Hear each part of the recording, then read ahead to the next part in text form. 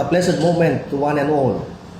Our gospel for today does not only talk about improving our talents, but more so of ourselves, to enhance them and make them better for others and those who depend on us, especially in our being as uniformed personnel, as we carry out our duty and responsibilities.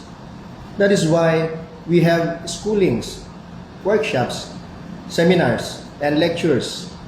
In giving our services to people, we use ourselves as instruments, and so therefore, like talents, must be taken care of and improved. We pray. Amang bukal ng aming buhay, mga talento at talino, pinupuri ka namin bilang pasalamat sa iyong mga biyaya. Naway, sa kapamakan kami laging iadya at mga sarili alagaan para sa kawang gawa sa kapwa. Amen.